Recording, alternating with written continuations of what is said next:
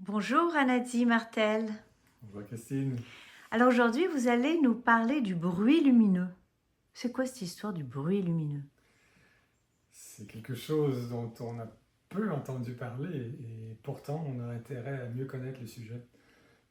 C'est un phénomène nouveau en fait parce que c'est beaucoup relié à la prépondérance de l'éclairage ambiant à laquelle on assiste des LED, des diodes électroluminescentes. Donc le LED, ça serait mauvais pour nous? Pas nécessairement, mais ça peut l'être. Ah, Le LED est une source lumineuse extrêmement versatile. On peut la façonner de plein de manières différentes. On peut changer le spectre des fréquences qu'elle émet, on peut changer la portion angulaire de sa lumière, le faisceau qu'elle crée, on peut changer plein de choses. Et c'est ce qui fait sa force, mais c'est aussi ce qui devient risqué quand c'est mal géré. Et malheureusement, à cause d'impératifs économiques, c'est ce qui arrive de temps en temps.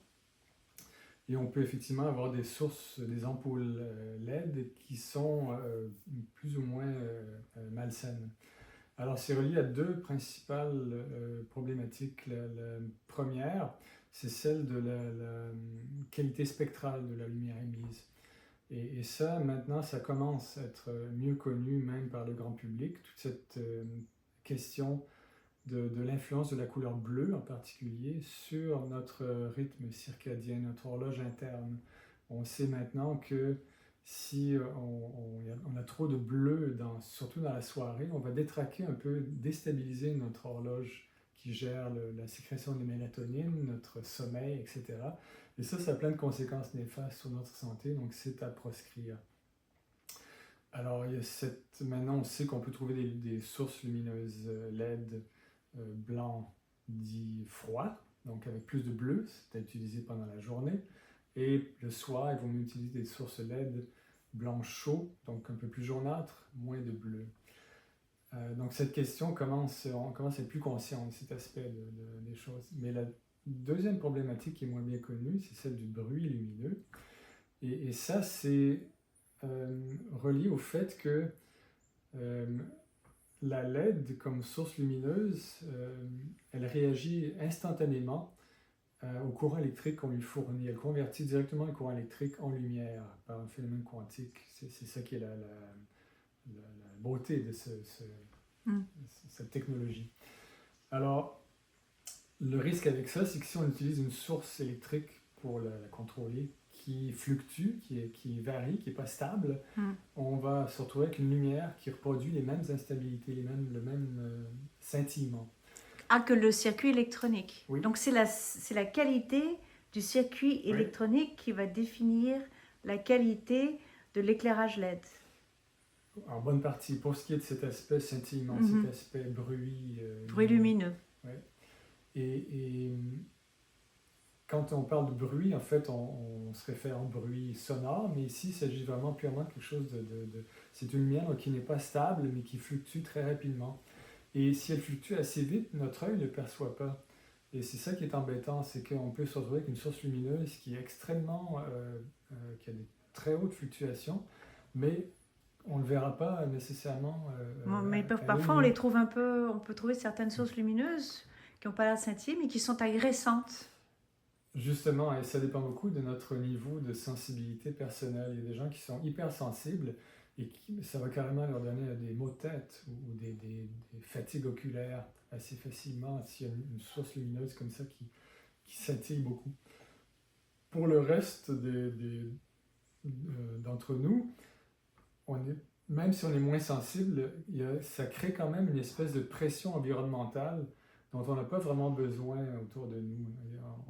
Même si ça ne nous agresse pas directement, ça va comme créer une espèce de bruit environnant qui va s'ajouter à toutes les autres sources de pression environnementale auxquelles on fait face, que ce soit les ondes électromagnétiques ou les sources biologiques, pesticides et autres.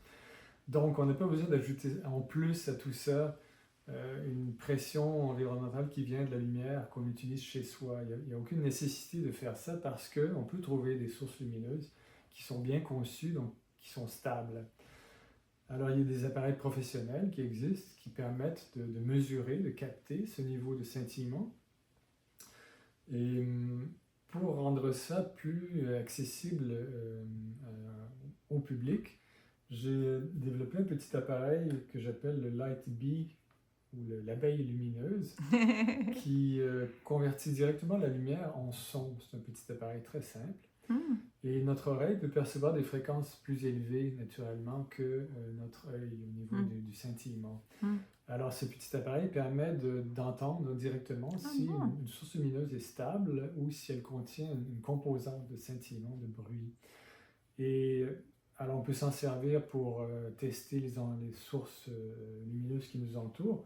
Je vous donne un exemple parce que c'est en l'entendant ça permet de comprendre beaucoup plus facilement la nature du phénomène. Ici, j'ai une petite source lumineuse. Une lampe frontale de camping. Et oui, je mets mon petit capteur ici devant la source lumineuse. Ouh là là! Ah oui! Et je pense que vous entendez. Oui, on l'entend très clairement. Et on a ça sur le front en fait quand on fait. Ouais, c'est pas un bruit qui est agréable du tout. Hein. C'est mais on l'entend une pas. espèce d'interférence. Ouais. Et on le voit pas, mais ça crée quand même cette espèce de ça va affecter notre système nerveux, oui. Oui, tout à fait. Et donc, on a intérêt à éviter, à minimiser ce genre de... Voilà. Et puis, vous en avez une autre petite lampe, là, je vois que ça, c'est une petite lampe d'ambiance qu'on met à la maison. On a de plus en plus autour de nous de sources lumineuses colorées, parce que les LED permettent de on aime ça, c'est joli la couleur, oui. Oui.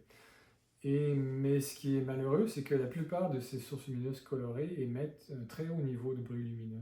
Ah là là. Je vous donne l'exemple de ce petit objet qui est très agréable. Oui, c'est tout mignon. On met un globe lumineux dessus ou un petit cristal, une petite pierre. La lumière qui est émise est extrêmement bruyante. Donc quand on a ça dans notre environnement, on a sans arrêt cette espèce de bruit obsessif. On ne l'entend pas, mais à un moment donné, oui, et puis on la trouve, quand on la regarde, c'est agressant, quoi. Il y a un truc qui... Il y a quelque chose qu'on sent, effectivement. Oui. Et donc, dans les appareils que je crée de chromothérapie, pour qu'ils soient vraiment, qu'ils aient une nature thérapeutique, quand on veut utiliser une lumière thérapeutique et pour aider le système nerveux autonome, on a intérêt à la rendre la plus pure, la plus propre possible. Et ça, c'est tout à fait réalisable techniquement. La seule chose, c'est que ça demande une électronique un peu plus sophistiquée. Donc plus chère. Plus coûteuse, plus précise. Et c'est pour ça que la plupart des dispositifs des compagnies ne le font pas. Et je vous donne l'exemple de la Sensolite. La Sensolite ici, ce petit globe lumineux personnel. Donc si je mets mon capteur, je rallume, vous voyez que on n'a pas de bruit lumineux. Parfaitement. Génial. Et ça se traduit, on sent... Et la lampe, la grosse là derrière, elle a du bruit, elle n'a pas de bruit, elle? Même chose avec les plus grosses Sensosphères. Donc tous vos dispositifs sont parfaitement où vous utilisez vos appareils lumineux n'ont pas de... Ah, c'est génial. Alors techniquement, c'est tout à fait possible de créer une très belle lumière colorée sans bruit lumineux, si on porte l'attention nécessaire au niveau de la conception de l'électronique. Du circuit électronique qui va animer finalement la lampe LED. Donc ce qui est nocif, ce n'est pas la lampe LED en elle-même, mais le circuit électronique qui va l'animer. Effectivement. Et j'ai entendu dire aussi circuit électronique digital ou analogique. Est-ce que ça a quelque chose à voir avec ça? Oui, là c'est un peu plus technique comme question. La plupart des appareils LED qui nous entourent sont contrôlés par microprocesseurs de manière digitale, de manière numérique. Parce que c'est ce qui est plus économique. On gère l'intensité de la lumière en variant la proportion du temps où elle est allumée. C'est ce qu'on appelle le pulse width modulation. Et ça, c'est fait à très haute fréquence. On coupe la lumière à très haute fréquence et on l'allume la proportion du temps qu'on veut. Et ça, visuellement, ça fait donc une lumière dont on a changé l'intensité, mais qui contient maintenant un très fort bruit lumineux. Alors, une autre manière de contrôler l'intensité, c'est de manière analogique. Et là, au lieu allumer et éteindre très rapidement un signal numérique. Numérique, oui. On va fournir à la LED un courant continu, ajustable. Alors, ça nécessite une électronique plus complexe, de haute précision, si on veut avoir une gamme de luminosité assez étendue, parce que la perception de l'œil est logarithmique. Donc, si on veut vraiment avoir des belles transitions lumineuses, des beaux dégradés d'intensité, il faut pouvoir gérer l'intensité dans un registre de avec une précision, je dirais, de 0,01%. Ce qui, en termes d'électronique, n'est pas simple à faire. Ça demande donc une attention plus particulière. Ouais. Et c'est ce que vous avez fait avec vos dispositifs. Ah. Ce qui explique aussi qu'ils sont plus coûteux que des appareils ordinaires qui n'auront pas cette qualité, ce profil-là. Et puis tout autant de... c'est quand même des lampes qui sont aussi à utilisation thérapeutique, donc très important que tout soit propre et que la personne ait vraiment une expérience de détente et que notre système nerveux ne soit pas stressé par cette source de lumière thérapeutique, par les lampes à fréquence. Merci beaucoup. Avec plaisir.